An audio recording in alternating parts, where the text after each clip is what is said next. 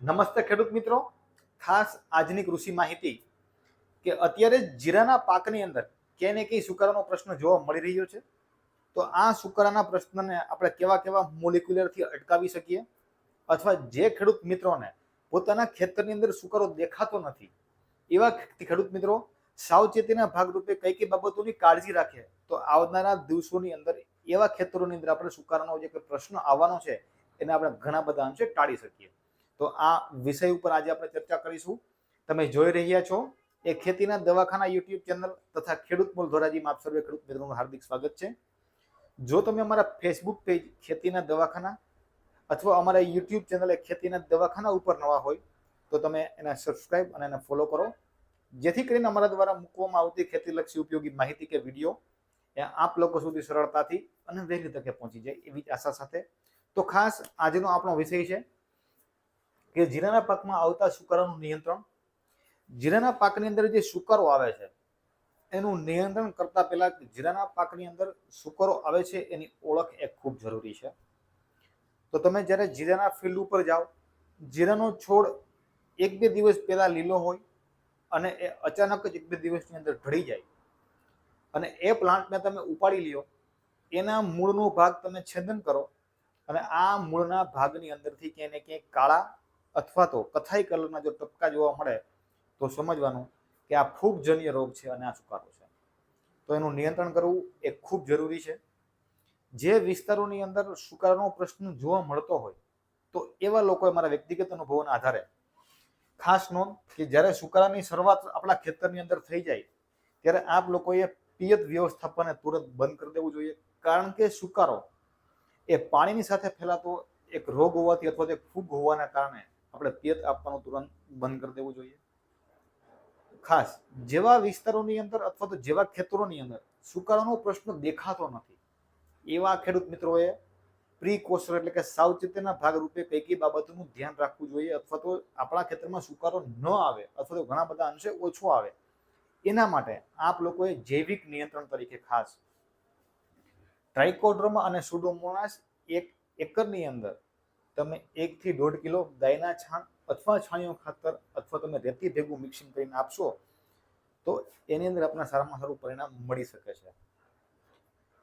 આમ જોવા જઈએ તો જે ખેતરોની અંદર સુકારાનો પ્રશ્ન જોવા નથી મળતો તો આપણે એની અંદર બેક્ટેરિયલ ટ્રીટમેન્ટ અગાઉથી આપી દઈએ છીએ.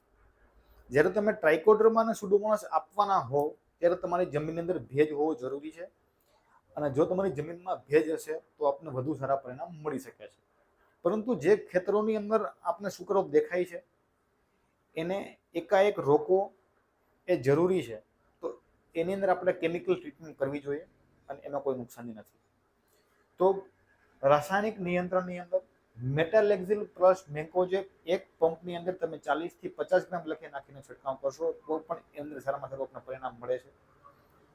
એ તમારા વિસ્તારમાં અથવા તમારી પાસે અવેલેબલ ન હોય તો થાયોફેનેટ મિથાઇલ 70% WP એક પંપની અંદર તમે 30 થી 40 ગ્રામ લખી નાખીને છંટકાવ કરશો તો પણ એની અંદર આપણને સારામાં સારું પરિણામ મળી શકે છે. અથવા મેટાલેક્ઝિલ 35% નો પણ તમે ઉપયોગ કરી શકો છો. તો જીરાની અંદર સુકારો દેખાતો હોય તો આવા મોલિક્યુલરનો ઉપયોગ કરી અને આપણે સારામાં સારી રીતે અને ઘણા બધા અંશે પોઝિટિવ પરિણામ આપણે મેળવી શકીએ છીએ. ત્યારબાદ જીરાની અંદર સુકારો આવવા પાછળનું એક બીજું કારણ એવું પણ હોય છે કે જ્યાં પાણી ભરાઈ રહેતું હોય એવા વિસ્તારોની અંદર સુકારો આવવાની શરૂઆત હંમેશા પહેલા થતી હોય છે.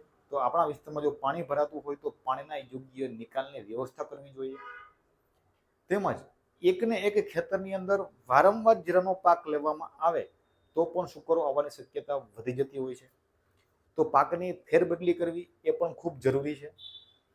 તેમજ આપણે જ્યારે જીરાનું બી વાવેલું હોય અને એમાં બીજ માવજત કરેલી ન હોય તો સુકારો આવવાની શક્યતા અથવા તેનું પ્રમાણ એ વધી જતું હોય છે.